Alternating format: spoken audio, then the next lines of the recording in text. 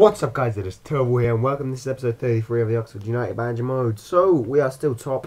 Shrewsbury second and Swindon in third. As you can see, in the background. I don't know why I did that. That was so random. I apologise. But going down the table, Wimbledon, Macclesfield, and Crewe are bottom. So there are going to be two games this episode: the derby against Scumden. Fortunately, it's away, and the FA Cup match against Norwich, which is actually a higher priority. But the other games this month include Port Vale. And the John Painstone's area final against Gillingham. So that's going to be interesting. And next, that's going to be next episode. This month, another game against Hereford. So the Port Vale, Gillingham, and Hereford matches will be next month. So yeah, let's move on. Swindon, Scumden versus Oxford United. Let us do this. A familiar face there on their bench. They actually have Abdullah, who is one of my West Ham players in my other career mode. But we start off, not gonna lie, we start off the much better team. This guy Pope, I like mentioned him last episode, and I played him again this episode, and he's an absolute beast. Like he's gonna be one of my regular strikers along with Constable and Atanasov. He's just so good, and you know, I'm really lucky to have found him. I think he was on loan to someone, and he actually managed to get on the score sheet for the first goal. It comes in the 31st minute. I was really waiting for him to get on the score sheet. I've been playing him a couple of times the last few matches. You know, I played him. I played him a couple of matches all through December, and yeah, a dodgy goal. You know, not a dodgy goal, just a rebound goal. This was their goal. I mean, this is so stupid. Look, touch, all the time in the world. He had this Esayas. I don't know. That guy, I'm not even going to try and pronounce his name. He looks like a tank. But, you know, I think my defenders gained so much time there. And that was pretty much the only two chances of the second half. This was really a possession game in the first half. You know, we were still like kind of testing each other out. That sounds so disgusting. But hey. Yeah, we had the, like, Pope, for me, Pope was creating everything.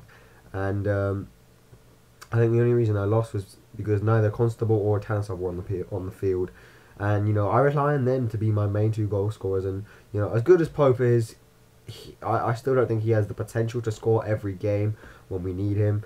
And you know, unfortunately, that meant that because we didn't take our chances, the few chances that Swindon had would be goals. That's how it always rolls. And De Vita scores, unfortunately for me. So you know, at that point, I was just like, right, fuck this, and I bring on a Tansov. And you know, unfortunately Constable was low on energy, so I didn't actually bring him on. But Atanasov, you know, has two chances, and after the goal we scored last episode, I can't believe that he missed. Oh, a couple of episodes ago, I'm not quite too sure.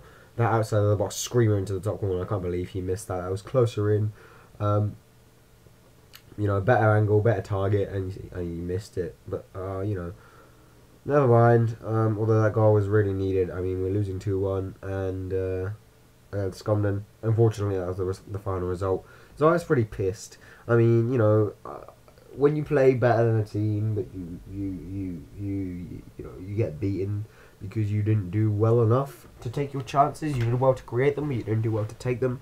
I was pissed off. So I needed a really good comeback against Norwich. Really good match for me to you know, put faith back into two of my boys. We've had a rocky couple of games. I mean, a couple of losses in the last month, which we haven't had throughout the season, and you know, not the best results, but although fairly average. And Peter Levin smashed our way to a 1-0 lead against Norwich away in the FA Cup, the most difficult, like one of the most difficult matches I've had all season, probably the most difficult, because you know, the Newcastle one just wasn't a match; it was just Newcastle rape.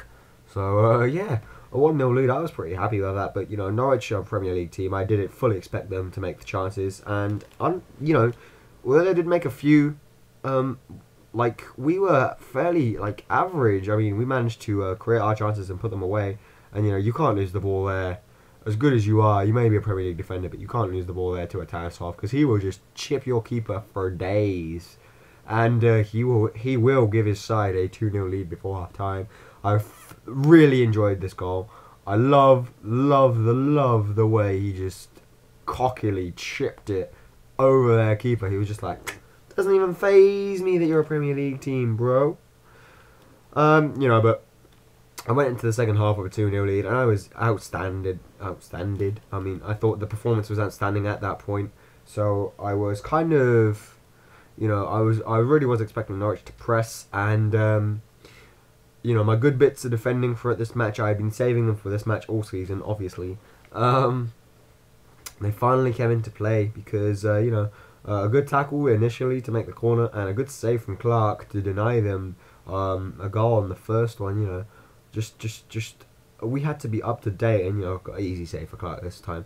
But look at this ball, straight to Atansov, and Atansov suddenly finds himself one-on-one, sprinting past the defender Barnett for the second time. And what is he doing?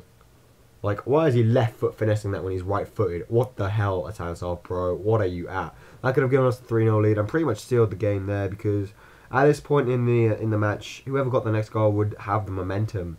So, you know, we really needed it. And Atansov had another chance a few minutes later. And look at that. Oh, just how unlucky was he? Post and out. I mean, oh, well. And, you know, luckily for us, Norwich could not do anything all game until they got this penalty decision. He was seriously injured, and I think I got a yellow or a red. I'm not quite too sure. But, you know, 90th minute, 2-0 up against Norwich, and they have a penalty, and my right stick doesn't work, yet he still manages to miss the penalty.